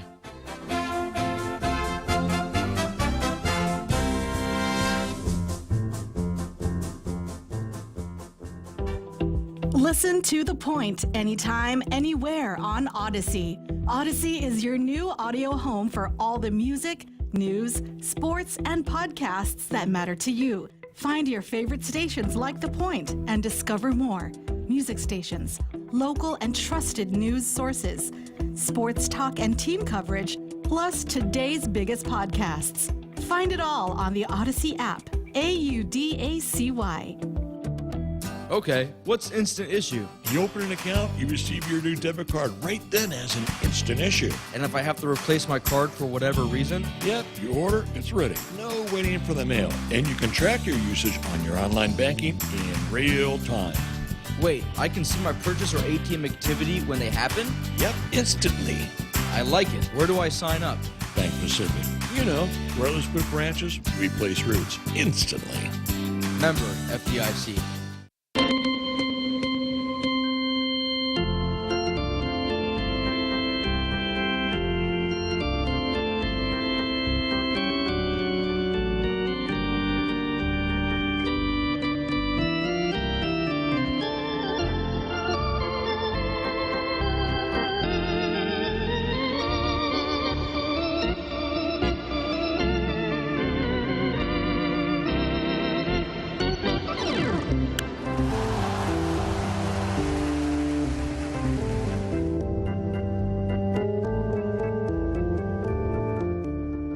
All right, you're listening to Tall Tales here on KUSG. My name is Jose Martinez.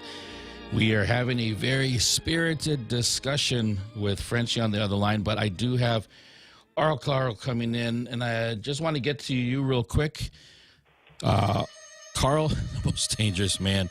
I'm sure you have something in response here, just real quick. What say you?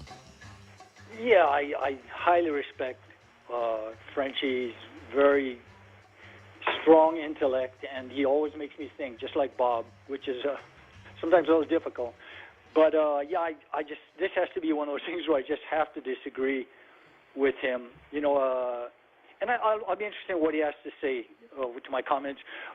Zionism, from what I understand, was a movement that was started when the Jews were scattered all around the world. I forget the person who initiated it, but basically the feeling was they needed to have a homeland. And the Jews have a link to this land, or some facsimile of it, not precisely the way it was in the Bible times or before that, but they've had it for, I think it was like 3,000 years. So it's a long time. It's not that they just plucked out a piece of land out in the middle of nowhere and say, this is going to be ours. You know, we have never lived here, but we're just going to take it. They did have a link to it. And so, you know, to me, if you're anti-Zionist, you say that you're basically saying the Jews should not have a homeland. They should just be go back to where they were and just scattered across the globe.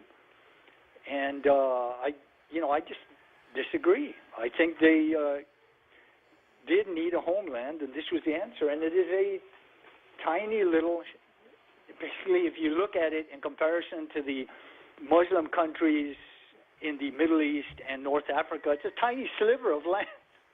To describe it as the Zionist empire, I mean, it doesn't hold up. There's 9.2 million Israelis. 21% of them are Arab or Israeli Arabs, and they're surrounded by like 285 million Muslims. I'm not sure why they're such a massive threat, and people are so horrified of the Zionist empire. It's this little tiny itty-bitty piece of land. And it was it was Hamas and the Palestinians. 85% of the people in Gaza support what was done by Hamas on October 7th. They have no problem with the rapes, the murders, burning the bodies, killing infants, beheading people. They're totally supportive of Hamas. And that was an act of war, and similar in kind to Pearl Harbor, which I think it was under 3,000 people were killed in Pearl Harbor, but that sparked a war in which 50 to 70 million people, many of them innocent, were killed. And that is unfortunate. As I heard a quote one time, there are no good wars, but there are some necessary wars. And this is Hamas and Iran are an existential threat to not only the Jews in Israel, but every Jew across the world. That's their stated goal, to murder every single Jew. If Hamas hadn't done that insane attack, killing 1,200 Israelis that day, they would still be living in peace. There would be no they have no interest in this war. They have no interest in it. Hamas is the one that sparked this by committing a terrible, brutal act of war. And that is what happens when you're involved in a war. Terrible things happen. And I'm saddened by it, but, they didn't start this. But yeah. Okay. Anyway, that's my feelings. And I'll be very interested to listen to Frenchie. I highly respect him, regardless of if we disagree. I always think and I always learn when I listen to Frenchie. So maybe you can set me straight. Okay. Thank you. Thanks, Carl. Really Thank you. I want to make sure I get this button press correct. Okay, here we go. All right, back to Frenchie. Thank you for holding on, though. I really appreciate that. I didn't know Carl needed to be set straight because I thought he was heterosexual. All right, dum-dum. Thank you for that, Frenchie. Now, according to current polls, that is true. Well, Carl's position is what I would say 90% of the U.S. public position. Mm-hmm. And it is based on assume historical facts that are not correct. And it is based on emotions. And I've brought up this thing several times. Now, I want to get back down to just the brass tacks then. Israel, should it ever have been created back in the 40s? Well, it goes back to further than that. The Zionist movement to start Yes or no? Does it? Well, this is a huge debate. It was created by force, so it's a de facto creation of the state. So no, it ought not have been created. No, that's not what I'm saying. Then can you say it then? The Zionists chose to use force to impose a state. I know the method of how it happened. Hold on, let me finish. Which was being debated in the newly formed United Nations, right? Mm-hmm. The Treaty of San Francisco, you remember that?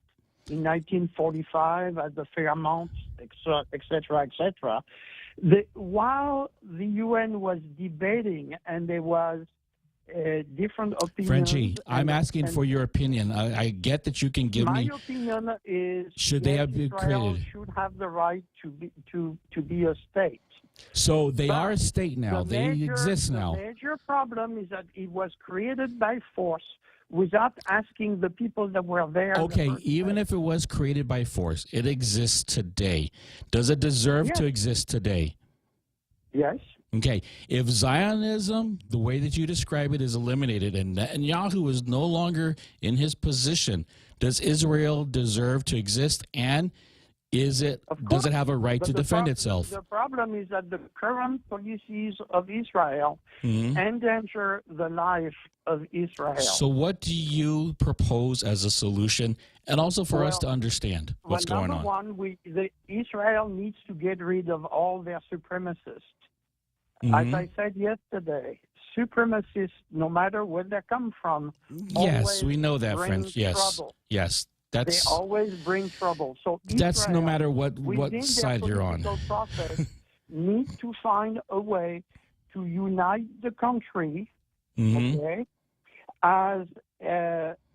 and find a solution to sideline. So what do you say to the Palestinians and Hamas and possibly even Hezbollah and what is it, the PLO? Is it the PLO on the other side, or is it just the Palestinian Authority?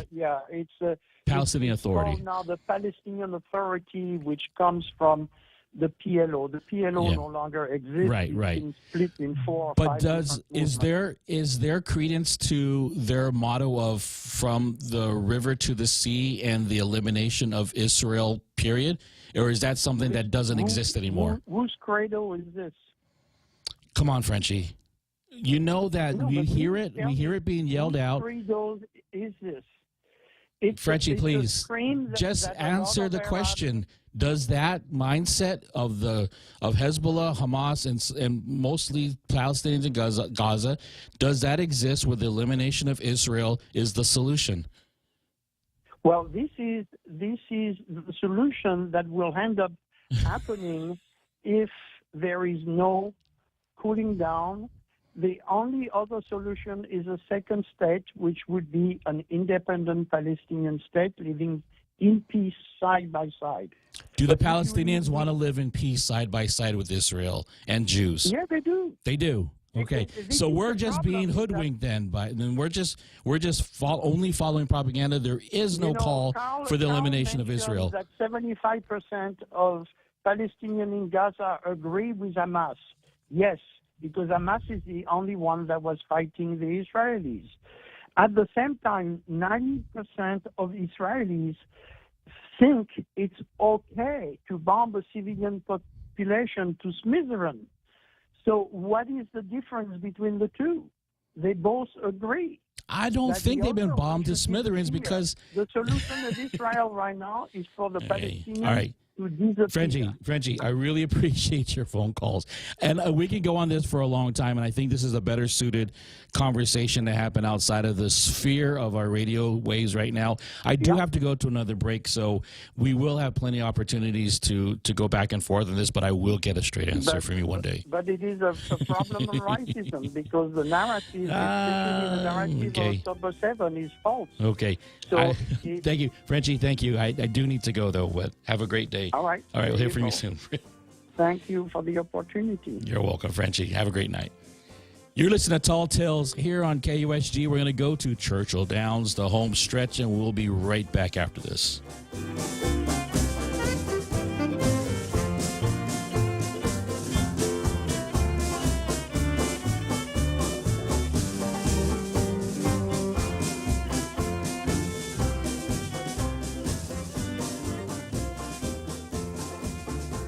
Okay, what's instant issue? You open an account, you receive your new debit card right then as an instant issue. And if I have to replace my card for whatever reason? Yep, you order, it's ready. No waiting for the mail. And you can track your usage on your online banking in real time. Wait, I can see my purchase or ATM activity when they happen? Yep, instantly. I like it. Where do I sign up? Bank Pacific. You know, grow with branches, replace roots instantly. Member FDIC. Located in the heart of Hagåtña, Mezcla Fusion Bistro isn't just a meal, it's an experience. Fresh, local ingredients are fused with international influence. Here at Mezcla Fusion Bistro, Chamorro staples meet modern fusion. Make your reservation today and taste the magic. Visit us online at mezclaguam.com or call 479-2652 or 489-2653. Mezcla Chamorro Fusion Bistro, a true taste of Guam.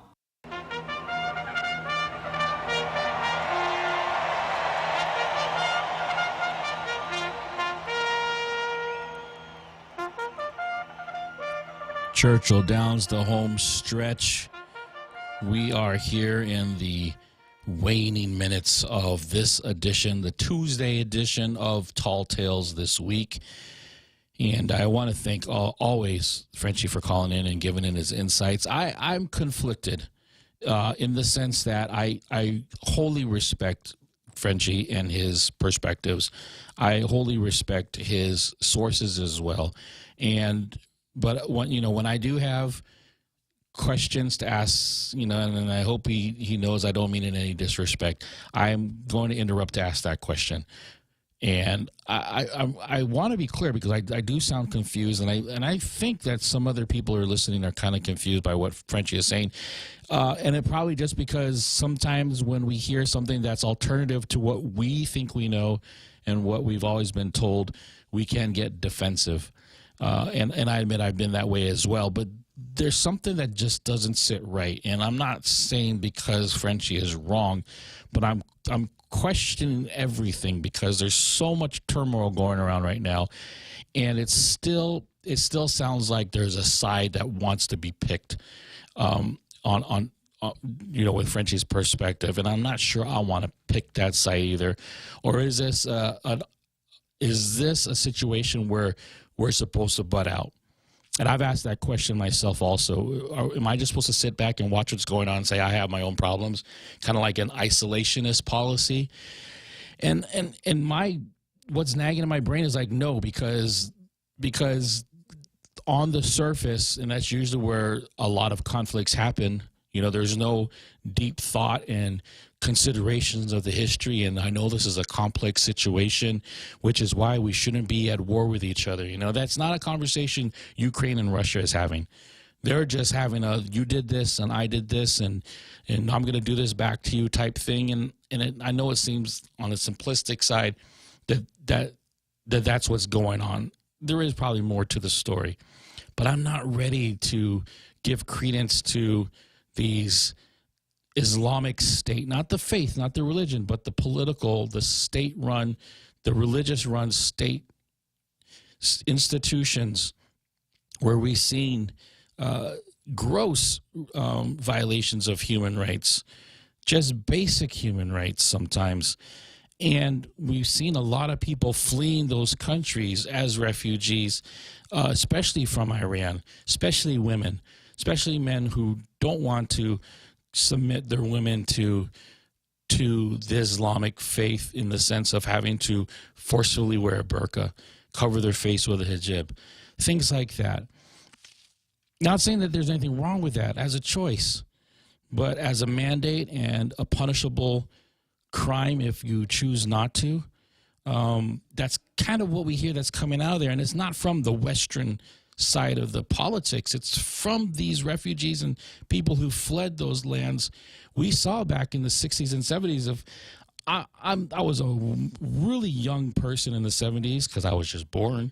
But Daryl, if you can recall, Iran was a different country back then, wasn't it? I had friends who lived in Iran, and I had Iranian friends. It was considerably more free than it is today. Well, the people are not the regime. Right, exactly. And the regime is militaristic and religious at the same time.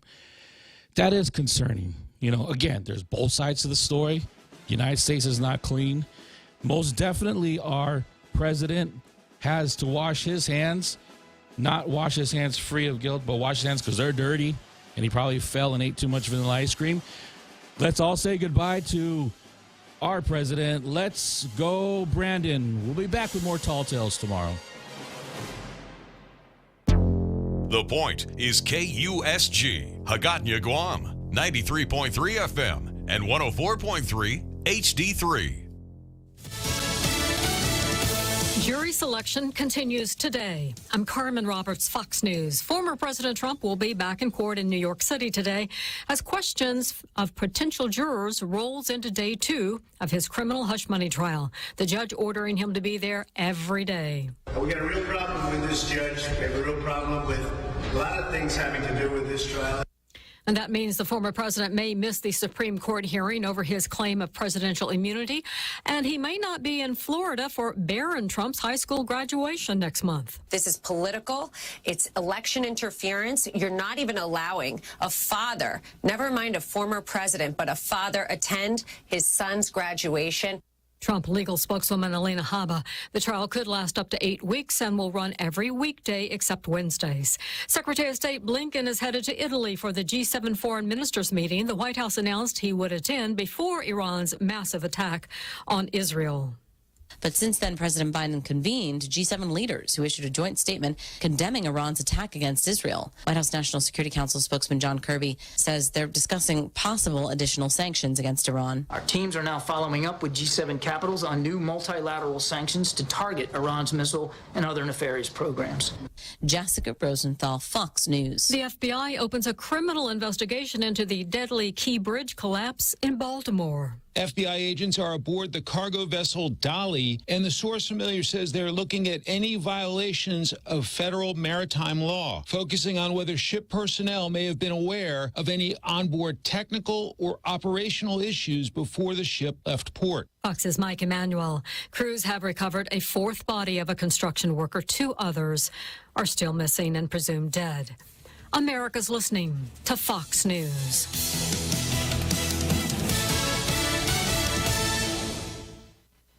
Connect to Fox News Audio on the Fox News app. Listen to hear your favorite hosts like Brian Kilmeade, Jimmy Fallon, and Guy Benson standing up for what's right, live and via podcast. Just click listen, then swipe right and hear the latest news updates on your time. And scroll down to hear the latest podcasts from Fox News. And it's even easier to listen in the car with Apple CarPlay and Android Auto. Get programming alerts and notifications. Fox News Audio is on the Fox News app. The Voices America trusts. Download it now. From the Fox News Podcasts Network. I'm Ben Domenech, Fox News contributor and editor of the Transom.com daily newsletter, and I'm inviting you to join a conversation every week with the smartest thinkers out there about the issues Americans face and where we're going as a nation. This show will feature deep dive interviews with newsmakers and some of your favorite Fox News analysts. I hope you'll join me as we dive into the fray. It's the Ben Domenech Podcast. Subscribe and listen now by going to foxnewspodcasts.com or wherever you download podcasts. House Republican impeachment leaders are set to send the Senate articles of impeachment against Homeland Security Secretary Alejandro Mayorkas. Senate Majority Leader Chuck Schumer addressing the chamber ahead of the House delivering the articles of impeachment against DHS Secretary Alejandro Mayorkas. As I've said repeatedly, impeachment should never be used to settle a policy disagreement. That would set a horrible precedent for the Congress. Adding, we are ready to go whenever the House sends us the articles. GOP Senator Roger Marshall tells Fox Business's The Evening Edit the Democratic leader will dismiss the charges and Republicans' calls for a trial. This topic is so toxic that they don't want to have a trial, so he's planning on tabling it. The GOP-led House, which impeached Mayorkas, claims he willingly failed to secure the border. Democrats argue it's all political. Kristen Goodwin, Fox News. One of Copenhagen's oldest buildings is on fire and its iconic spire has collapsed. The roof of the 17th century-old stock exchange that was once Denmark's financial center engulfed in flames. The building is situated next to the Christiansborg Palace. A federal women's prison in Dublin, California, rocked by a sexual abuse scandal, is shutting down. And all 600 women are being moved to points unknown. The Bureau of Prisons says they're shutting the Dublin facility because it is not meeting expected standards. The agency says the closure may be temporary. The federal judge overseeing reforms held an emergency hearing Monday and directed the special master in charge of the prison to make sure inmates are properly transferred to other prisons, halfway houses, home confinement, or given compassionate release. Henry Lee with Fox 2, San Francisco. Tesla plans to cut more than 10% of its global workforce as demand for electric vehicles cools. 2 of the company's top executives are also leaving. I'm Carmen Roberts, and this is Fox News.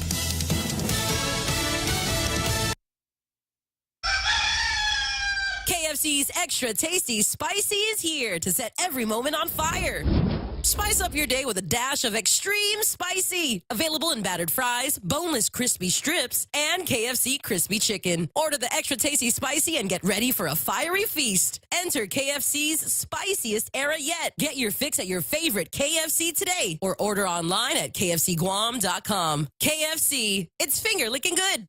Get ready to make waves at the event of the year. The Micronesian Conservation Coalition proudly presents the 3rd annual Ocean Gala, taking place Saturday, May 11th from 6 to 10 at the stunning Hyatt Regency Guam. Join us to celebrate our beautiful ocean and the tireless efforts of our community to preserve it.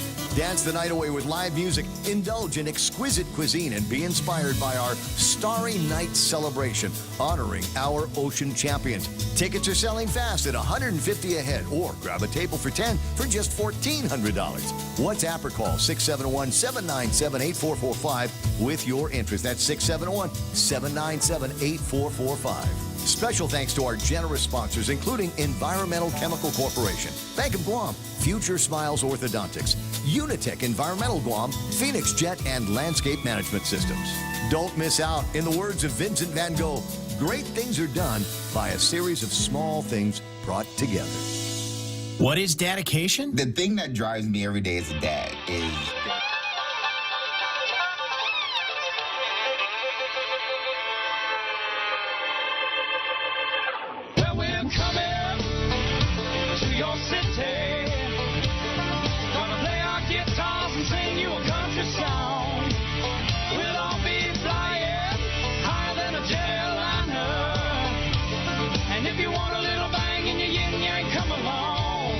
We've seen a rogues gallery of foreign terrorist organizations call for attacks against Americans and our allies. I don't think it's hyperbolic to say this genuinely could be the last democratic election we ever have. You're right. World leaders have come up to me expressing their real concern. Elect me. I'm in the 20th century, 21st century, not back then. The clock is ticking. Only 203 days left until America votes. Yeah, we're coming to your city. Gonna play our guitars and sing you a country song. From coast to coast. From border to border. From sea to shining sea. Sean Hannity is on. Stay right here for our final news roundup and information overload. All right, news roundup and information overload. Our toll-free, our number is 800-941-SEAN if you want to be a part of the program. We know that there's no doubt. I mean, it was interesting when the phone call apparently was going on. If you were watching, as I was all day and night on Saturday, I had been tipped off by my sources that this could have come as early as Friday night. I was on standby Friday night late on purpose in case something, broke as it relates to Iran directly attacking Israel, which had never happened in history. And then sure enough, it happens on Saturday. And, now we get the reports that the Biden administration has this phone call and Joe Biden speaks to the Prime Minister of Israel, Prime Minister Netanyahu. The details of the call get leaked. And then, of course, the reports keep coming out that Biden told Netanyahu that the U.S. will not participate in any offensive against Iran. So here you have the number one state sponsor of terror, the people that helped Hamas plot, plan, and scheme the attacks of October the 7th with the Quds forces and the Iranian Revolutionary Forces, the regime that funds the Houthi rebels and all of their attacks within the region, the one country that has been funding Hezbollah out of Lebanon, and those attacks came in furious also over the weekend. And then when asked about it, John Kirby, he just won't answer if Biden did tell Netanyahu what we know that they leaked that he told Netanyahu, which is that when Israel would rightfully respond to the number one state sponsor of terror in their brutal attack against them, a direct attack, The U.S., don't count on us being there for you. We won't support you. Show restraint. If I hear any more of this show restraint nonsense, how about go win the war on terror? Go defeat your enemies. We support you defeating your enemies. That in and of itself would send a message. But Joe Biden has a radical base that he's got to appease, and we see what's been happening in the Democratic Party. That they saw what happened. It scared the hell out of them in Michigan when you had 18.9% of the electorate in the Democratic presidential primary not vote for Joe Biden. Over 100,000 Democrats wouldn't vote for him over this issue, and 50,000 in Wisconsin. So Joe doesn't want this to be an issue come November, so Joe's willing to put his personal political ambition above standing against radical Islamic terrorists and the number one state sponsor of terror. And now he's been putting nothing but pressure on Israel to back off and not win their fight against those people that attacked them in an unprovoked attack on October 7th. Anyway, listen. So CNN reporting is the following, John. President Joe Biden and senior members of his national security team have told their counterparts the United States will not participate in any offensive action against Iran. That's according to U.S. officials familiar with the matter. I've seen similar reporting in Reuters, Axios, CBS News, The Washington Post, and many more. I list that out to ask you, is that reporting accurate? Is that the position of the Biden administration? I really can't go any further than what I've gone to here this morning, Kate. I'm not going to get into the diplomatic conversations that the president and the prime minister had on Saturday night or have had at any other time. We want to make sure that Israel can defend itself. We actively participated in that self-defense on Saturday night. We will stay committed to Israel's self-defense. At the same time, we want to see tensions de-escalated. We don't want to see a war with Iran, and we certainly aren't looking for a wider conflict in the region. Do you dispute that reporting? Again, I think I'm just going to leave it right at that. Well, pretty unbelievable to me. And the Biden White House now, as the dog bites the beast, things you're feeling sad. Forget about their appeasement of Iran, going back to the Obama and Biden administration and their appeasement, which I went over in great detail earlier in the program. Now the John Kirby is blaming the Trump administration for emboldening Iran. No, that would be the Biden administration that did that. They feared Donald Trump. And joining us now, Congressman Zach Nunn. He is from Iowa, Air Force intelligence officer veteran. He's also a member of